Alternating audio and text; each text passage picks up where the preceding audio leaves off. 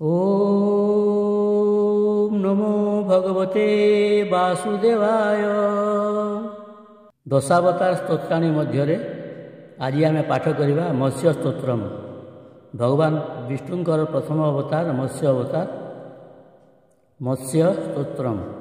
यही स्तोत्र विधिपूर्वक पठन श्रवण भक्त मानू आध्यात्मिक शक्ति प्रदान करिଥାଏ तथा समस्त दुख दूर कर देଥାଏ। अथ मत्स्य स्तोत्रम। प्रथमे गायत्री मंत्र मत्स्य गायत्री। ओम तत्पुरुषाय विद्महे महावीनाय धीमहि तन्नो विष्णु प्रचोदयात्। अथ स्तोत्रम।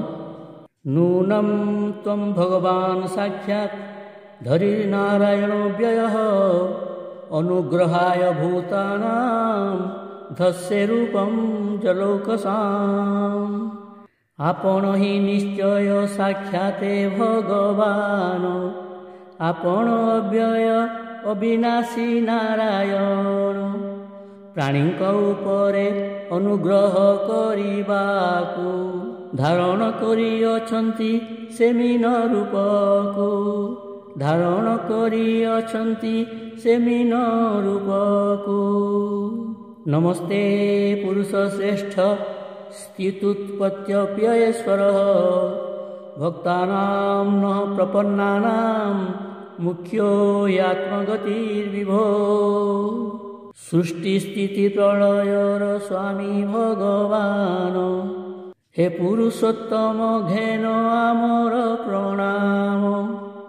आम शरणागत भक्त मानकर आपण ही मुख्याश्रय आउ आत्मा सार। सर्वे लीलावतारास्ते भूतानां भूतिहेतवः ज्ञातुमिच्छाम्यदरूपं जदर्थं भवता धृतम्।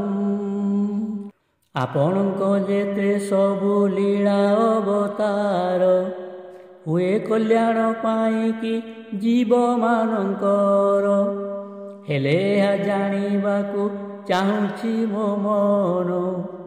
एही रूप धारणे कियो बा प्रयोजन हेले जानिबाकु चाहुछि मो मन।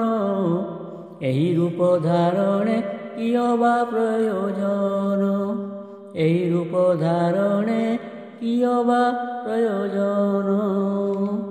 इति श्री मत्स्य स्तोत्रम संपूर्णम्।